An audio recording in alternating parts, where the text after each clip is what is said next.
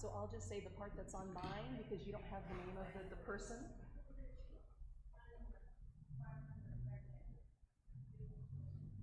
So when we finish the greeting.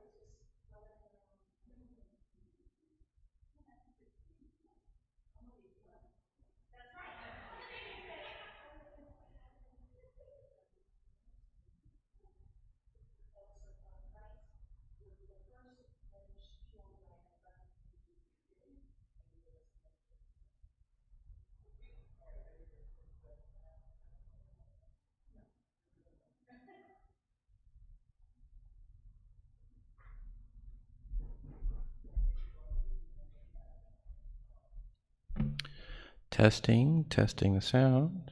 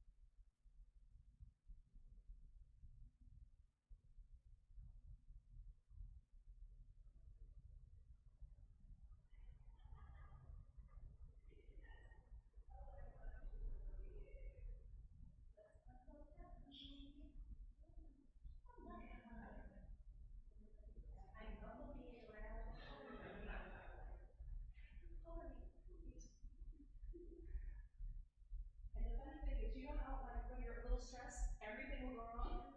I got my hair all done, put it in a clip, and then I got my car, that clip like exploded, like the pretty jewel piece on. And then like this little brooch is from Marietta Shug, you know, and it wants to stab me. Hey, Marietta. These are the keys.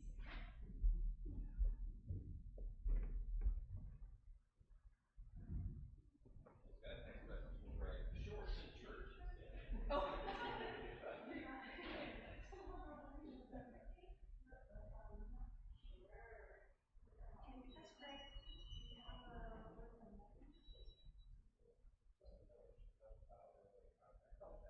Yeah, I was going to ask her if he's heard from Megan, because usually she's in here drilling.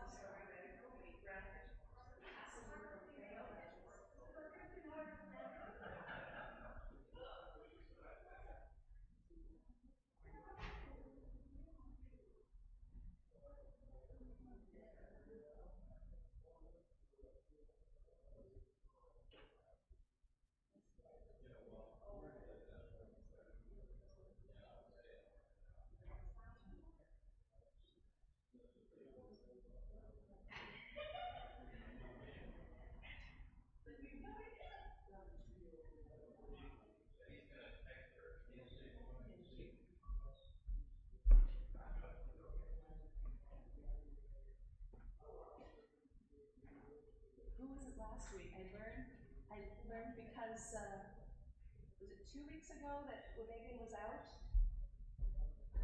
he was sitting there.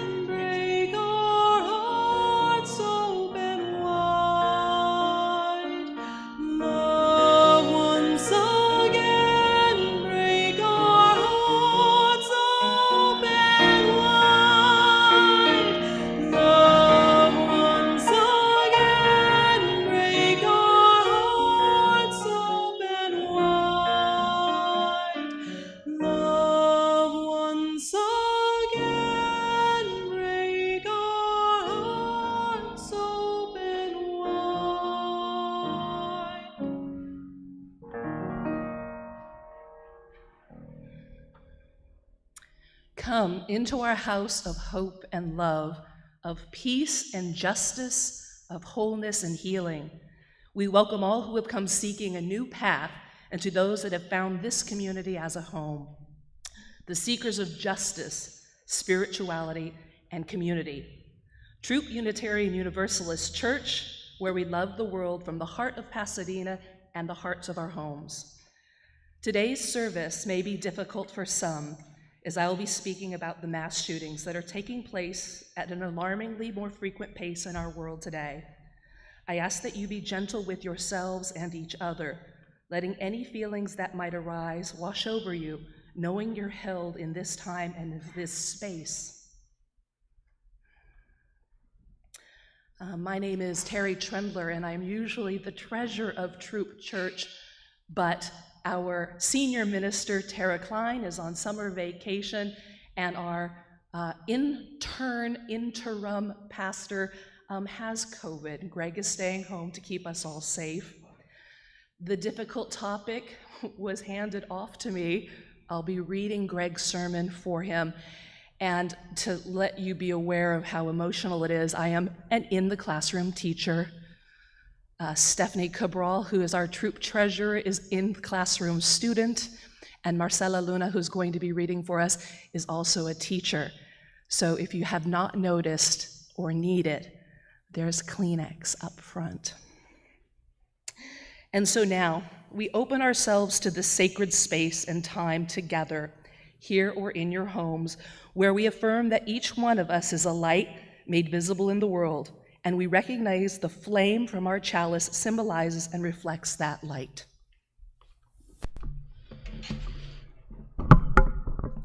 Our time in worship is intimately connected with our daily lives. As a symbol of that connection, we light our chalice with a flame from our shared candles of hope and witness. This is a piece by Reverend Molly Brewer. My beloved people, I cannot pretend, and so I will not tell you, that everything is going to be okay right now, that there is no reason to be angry, that you must be optimistic or at peace. I cannot pretend these things, so I will not tell them to you. But now our chalice is lit, and so all I ask in this moment is that we remember. There is a love holding us. There is a love holding all that we love. There is a love holding all. May we rest in this love. By the light of our chalice, let us rest in this love. We light a second candle to honor the people and ancestors whose lands we now occupy.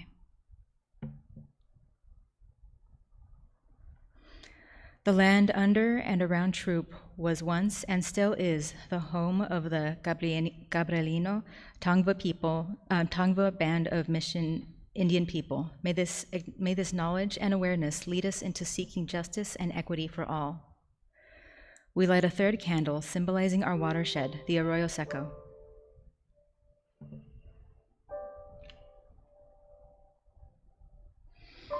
May their waters continue to nourish life in our communities. We take a moment of silence, holding all of these in our hearts. Thank you.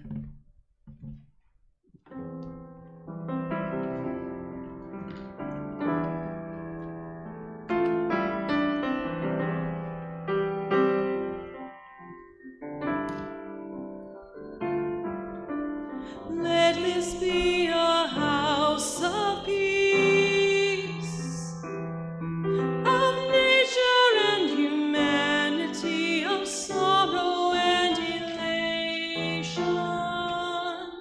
Let this be our house, a haven for the healing, an open room for question and our inspiration. Let this be a house of peace. Let this be a house of peace. Let this be a house of peace.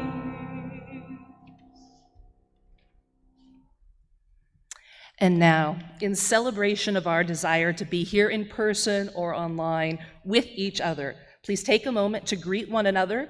I ask that you honor the color coding on our badges as an indication of how much contact is comfortable.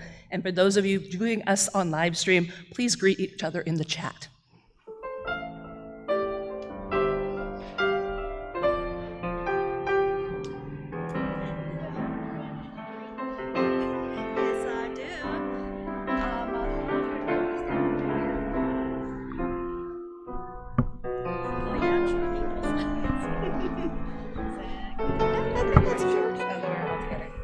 That's cute.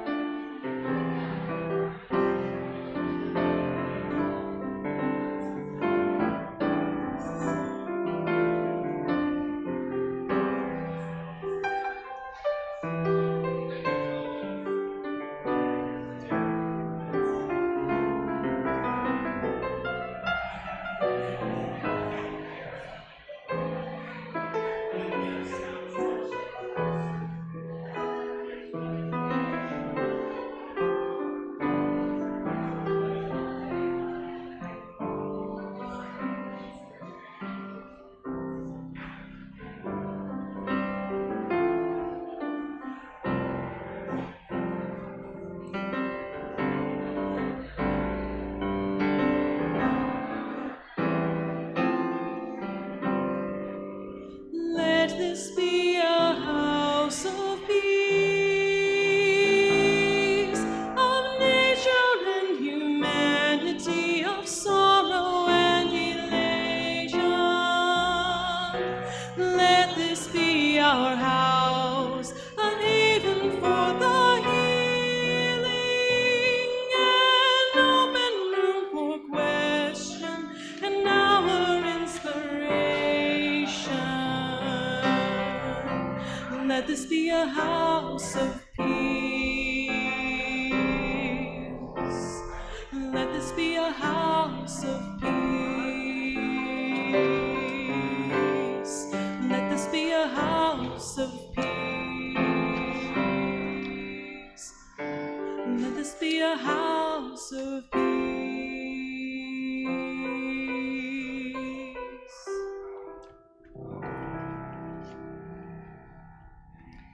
Please settle into a pew.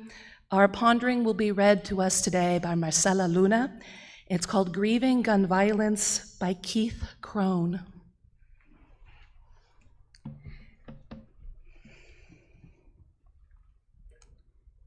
I am a classroom teacher, and I will be reading these words for my fellow teachers who have lost their lives in the classroom. Oh, is it on? Yes, it is. Today and forever, I grieve the loss of life. I grieve for the people who died in all of the recent mass shootings. I grieve for their families, friends, and coworkers. I grieve for those who were there and feel both lucky and guilty that they survived while others died. We have witnessed another national tragedy. I grieve for all those directly and indirectly affected by today. I grieve for those who are reminded of their own losses. I grieve for those who have died and those who loved them, who died when we did not pay attention. I grieve for police officers and safety officials who are trained in how to respond to mass shootings. I grieve for workers who must look at and remove the bodies, who try and keep the wounded alive, who must tell family members that someone they loved has died or been hurt. I grieve for the first responders who will never forget this day. I grieve for the reporters trying to tell a story while witnessing and listening to horrific details.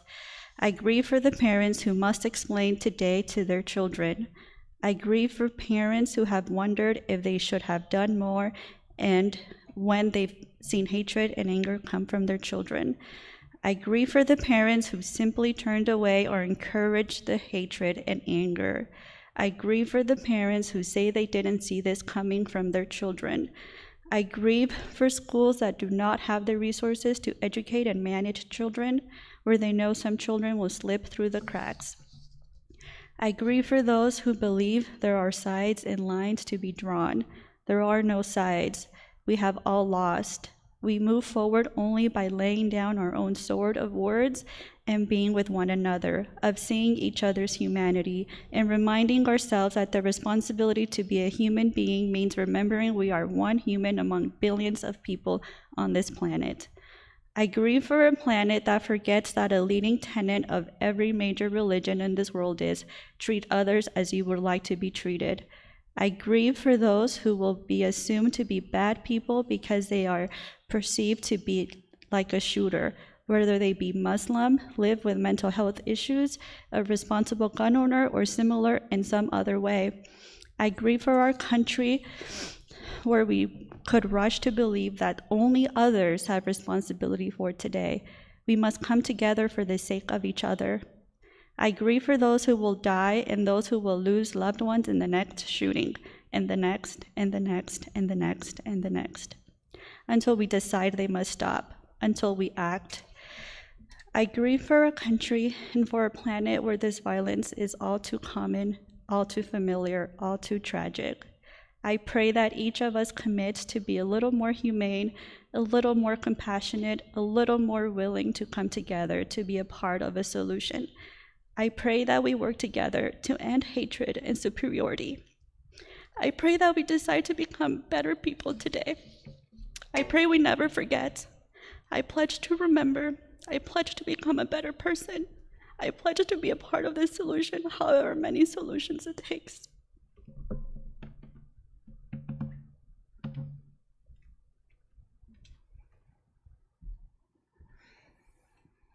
This church is our church. We support it through gifts of time and talent and treasure. There are 3 ways to make a donation. If you have a financial gift this morning, you can go online to the Throop website, you can text to give, or you can put your offering in a plate. Please remember to put your name on the pledge envelope if it is one. On Zoom, the options will be on your screen. It's YouTube, not Zoom. Sorry, Greg. If you're here in the room, you can place it in the plate. That Gordon and Maureen will pass. Thank you for supporting our life together.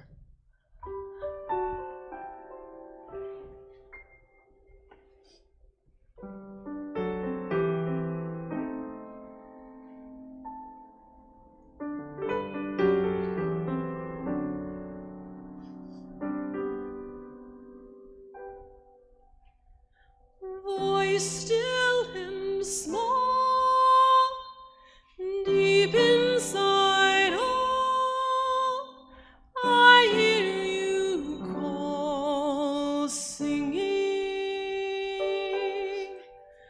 In dark and rain, sorrow and pain, still you remain singing. Calming my fears, quenching my tears, through all the years singing.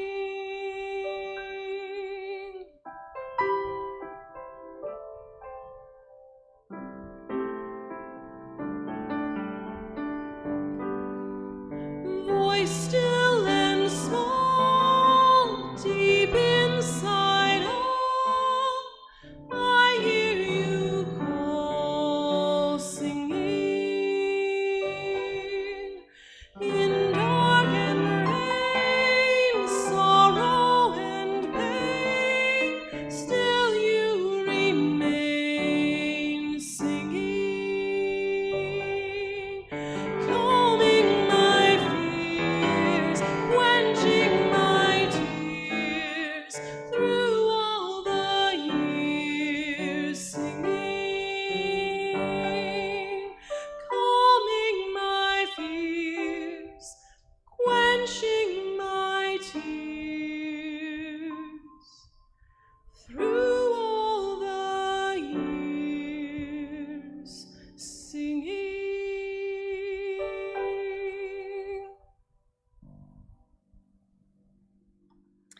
Please join me in a response to the offering. It's printed in your order of service online by QR code or on paper from the printer upstairs.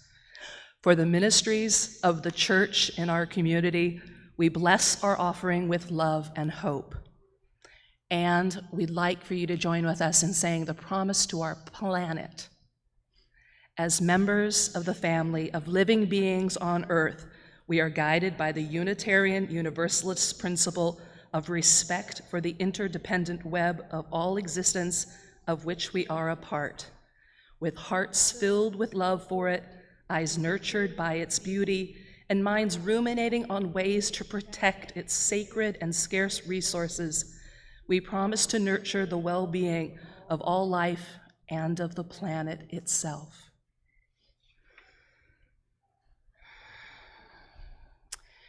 This is a heavy topic. It's hard. It's hard to think about, and it's hard to read about, but what I'd like you to do is try to become comfortable. If you've not already done so, settle into the pew, rest your feet on the floor for grounding, rest your hands in your lap, or rest one against your heart. And I'd like you to remember the words from a few weeks ago that Amy and Megan and Rachel sang. When I breathe in peace. When I breathe out love. And please, with me, take in a deep, cleansing breath.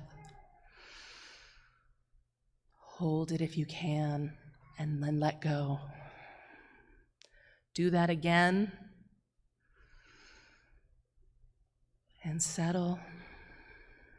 And then one more time.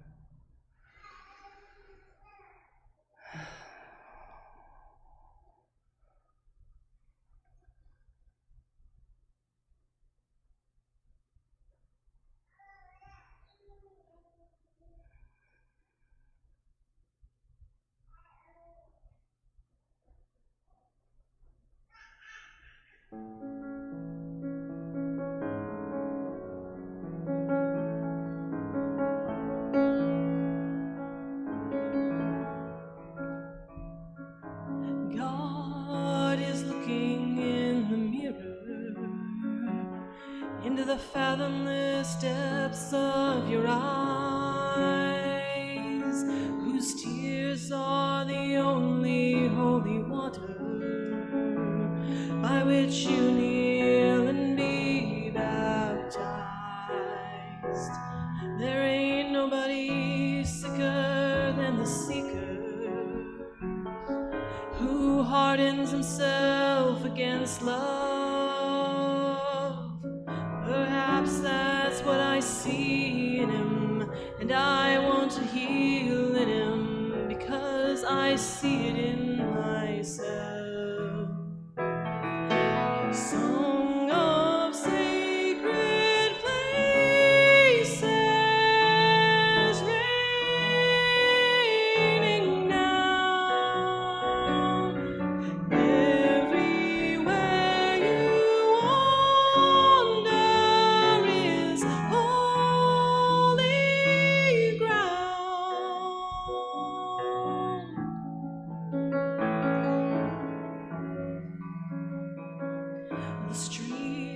The streets are brimming, and the beggar is walking with the king.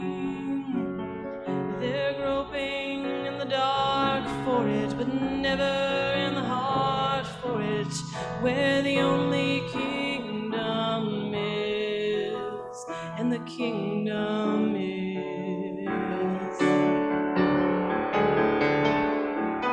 Song of sacred places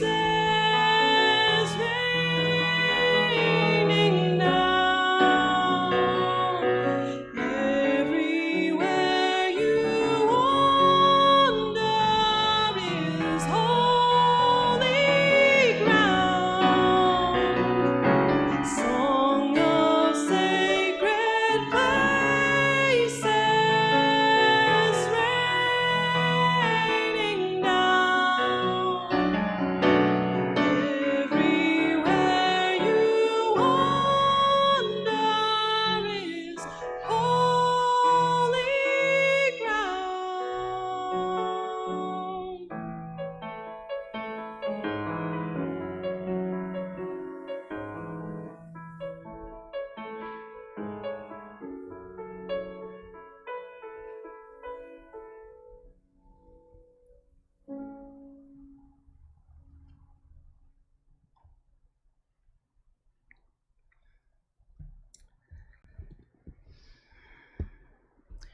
On this day, June 12th, in 2016, a massacre took place at the Pulse nightclub in Orlando, Florida. In what has been called the deadliest act of violence or terrorism since 9/11, 49 people were slain while out enjoying the nightclub. It was the most destructive assault on the LGBTQI community that has taken place in recent history. Were you aware that as of last Sunday, June 5th, there had already been more mass shootings in the US than there are days in the year? And that makes us exactly in the same spot we were last year. I could name all of the prominent shootings that have garnered media attention in the past month, but I believe we've reached a point where we're just overwhelmed by the soul-numbing press coverage that's shown us how big a problem this is. I, in Greg's voice, recall thinking, after each media publicized mass shooting incident, this will be the tragedy that prompts lawmakers to recognize the need for new common sense gun safety legislation. Yet, nothing has happened. It's baffling. Even though the majority of Americans favor gun control regulations, the issue is intertwined with the gun industry and gun rights organizations and the money to support all of this, that solutions have remained elusive despite widespread public support. And while it would be easy to spend the rest of the sermon raging against the machine and saying, let's get money out of politics, I know I'd be preaching to the choir. Then I recalled my time spent providing grief support and felt a surge of empathy for the victims, started to think about lessons we have learned. I realized the best way to begin acting is to pause and consider what the survivors of these terrible tragedies are going through, what they are feeling, what they are thinking, what the families and friends of the dead and wounded and traumatized are experiencing. Are they angry? Yes. Are they disappointed about inaction? Oh, yes. And are they sad? Sure, but none of these emotions adequately capture what they're feeling. I was searching for what has been described as a very personal reaction to these types of tragedies, and I came across the word lamenting. The friends and family and co-workers are lamenting these numerous and senseless acts of violence. Lamenting can be defined as a passionate expression of grieving sorrow, missing someone profoundly, or mourning their death and feeling a personal loss. That's not the only definition. Another has a more biblical take. Lamenting is a tool that God's people use to navigate pain and suffering. To lament is a vital prayer for the people of God because it enables them to petition for God to help deliver from distress, suffering, or pain. A lament prayer is designed to persuade God to act on the sufferer's behalf. And then it hit me. Thoughts and prayers.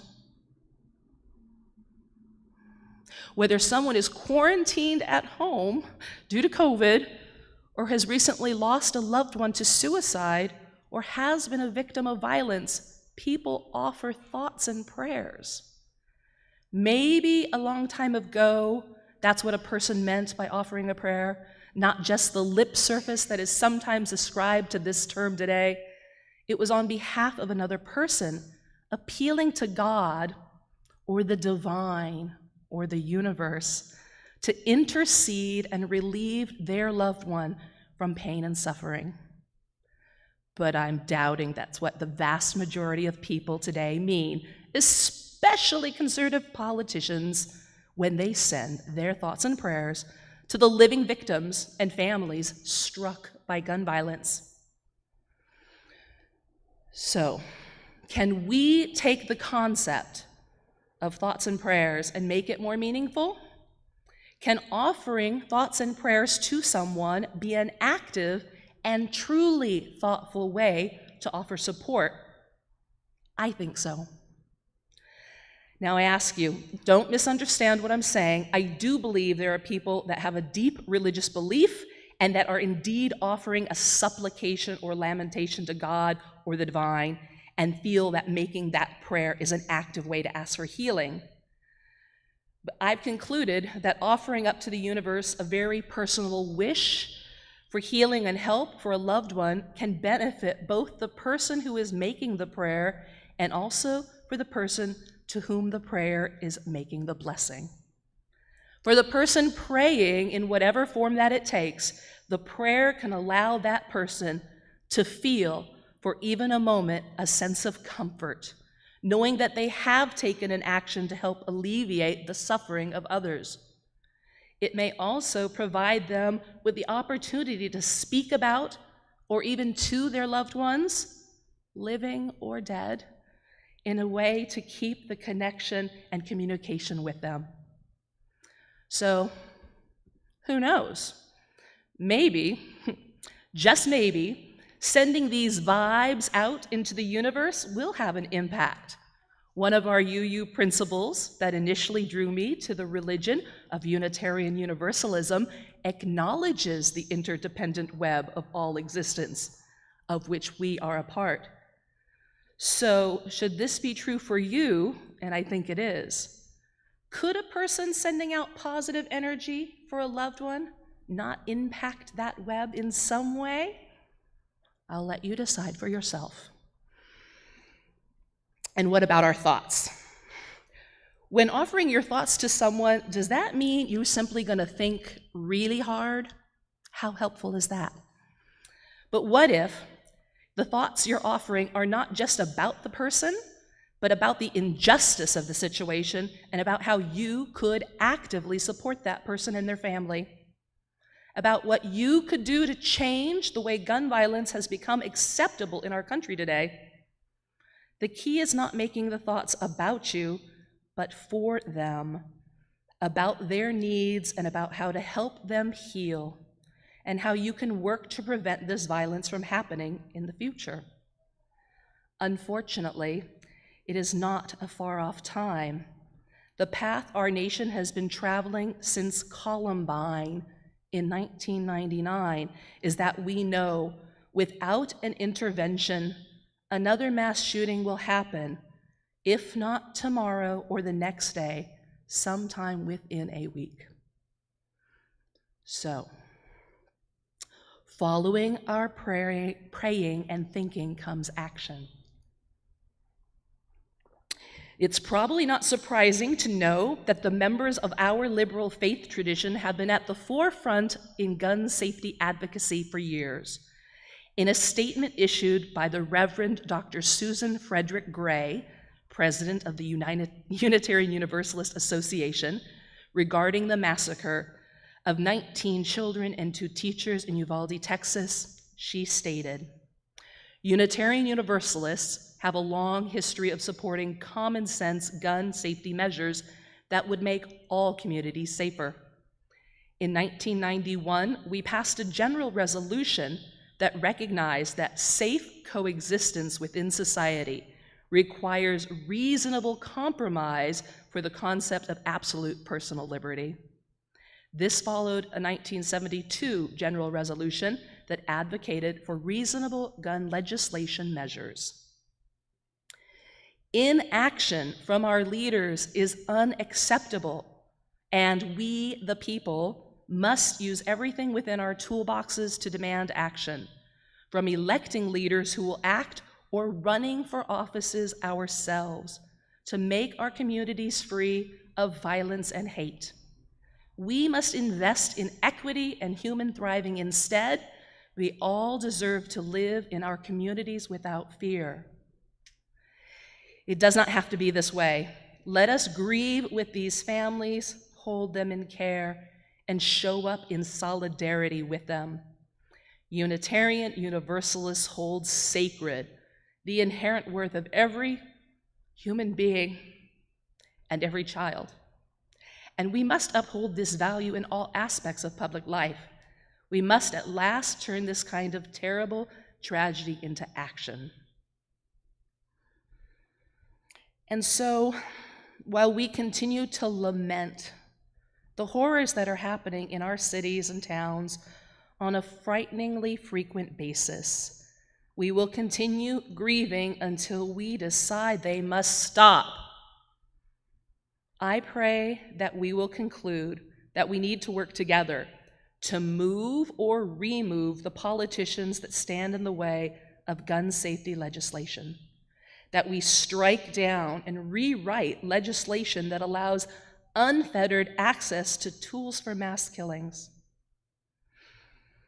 Let us come together on Sundays and lament in this sacred space.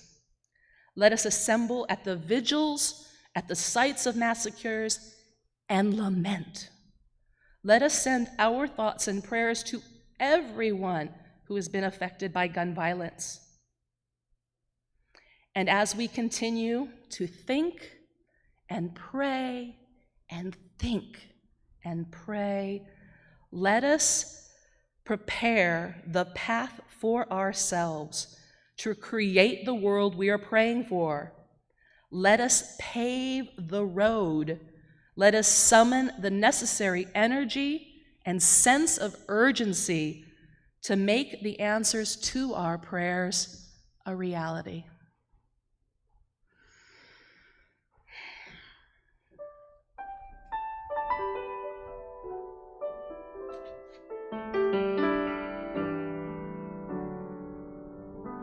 Though I may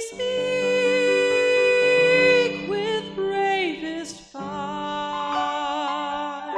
and have the gift all to inspire, but have not love, my words are vain as sounding brass and hopeless gain.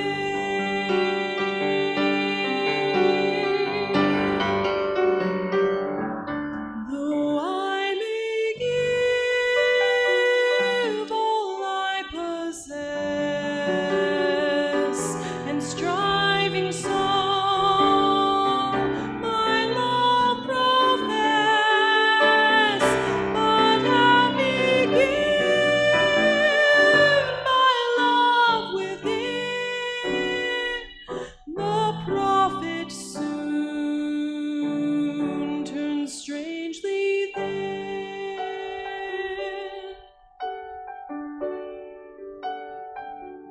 Come, Spirit, come,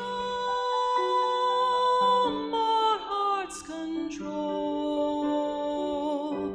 our spirits long to be made whole.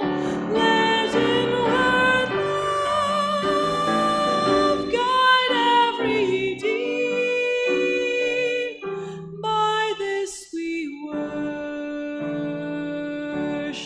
and are free. By this we worship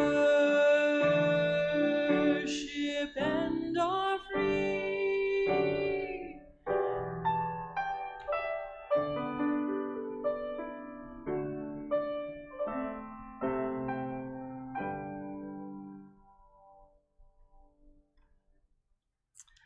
Although our chalice is now extinguished, we carry its light with us. May we recognize the flames within each other and use them to illuminate our paths forward and to be a beacon of light for one another. Now remember, there's choir practice right after service or coffee and cold water out on the patio. Go now in peace, love, and light.